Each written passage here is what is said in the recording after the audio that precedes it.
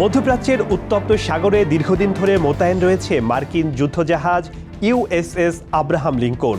বাইরে থেকে দেখে মনে হয় যেন এক শক্তিশালী ভাসমান সামরিক দুর্গ, কিন্তু এর ভেতরের চিত্রটা এখন ভয়াবহ। খোদ যুক্তরাষ্ট্রের গণমাধ্যমের প্রতিবেদনে উঠে এসেছে অবিরাম যুদ্ধের চাপে মানসিকভাবে নিঃস্ব হয়ে পড়েছেন জাহাজের নাবিকেরা। পাশাপাশি তীব্র খাদ্য ও নিত্য প্রয়োজনীয় পণ্যের সংকটের মুখে এই জাহাজে দায়িত্ব পালনরত মার্কিন নৌবাহিনীর ৫,০০০ সদস্য।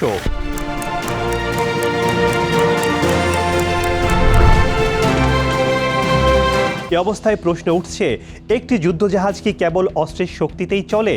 পেন্টাগনের এই যুদ্ধ কৌশল কি শেষ পর্যন্ত নিজেদের বাহিনীকেই সংকটে ফেলছে? আর নাবিকদের স্বজনদের ধৈর্য কি শেষ প্রান্তে? তাই নিয়ে সাজানো হয়েছে এবারের দৃশ্যপট। সঙ্গে আছি আমি শেখ সাদি মারজান। টানা ২৬০ দিনের বেশি সময় ধরে মধ্যপ্রাচ্যের বিপজ্জনক যুদ্ধক্ষেত্রে অবস্থান করায় যুক্তরাষ্ট্রের এয়ারক্রাফট ক্যারিয়ার ইউএসএস আব্রাহাম লিঙ্কনের নাবিকদের মধ্যে চরম অসন্তোষ দেখা দিয়েছে। দীর্ঘ মোতায়েনের কারণে যুদ্ধজাহাজের প্রায় ৫,০০০ কর্মীর মনস্তাত্ত্বিক চাপ ও নিরাপত্তা ঝুঁকি আশঙ্কাজনকভাবে বাড়ছে। অন্যদিকে যুক্তরাষ্ট্রে থাকা নাবিকদের পরিবারগুলো এখন চরম উদ্বেগে দিন কাটাচ্ছে।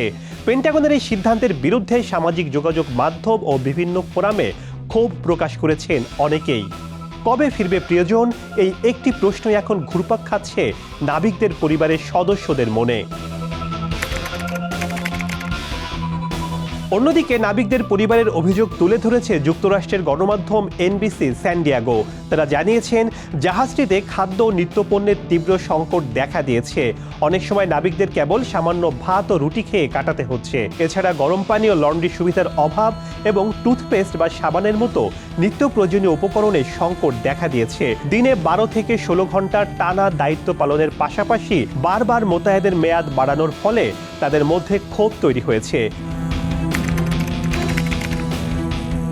যুক্তরাষ্ট্রের প্রভাবশালী সংবাদ মাধ্যম ফোর্বস এবং মিলিটারি টাইমসের প্রতিবেদনে উঠে এসেছে, দীর্ঘ ৮ মাসেরও বেশি সময় ধরে মধ্যপ্রাচ্যের যুদ্ধক্ষেত্রে মোতায়েন থাকায় ইউএসএস আব্রাহাম লিঙ্কনের দায়িত্ব পালনকারী নৌবাহিনীর সদস্যদের মনোবল তলানিতে ঠেকেছে।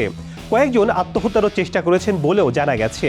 ইতিপূর্বে ইউএসএস জেরাল্ড আর ফোর্ড দীর্ঘ মোতায়েনের রেকর্ড গড়লেও সেটি আব্রাহাম লিঙ্কনের মতো টানা যুদ্ধকালীন পরিস্থিতিতে ছিল না।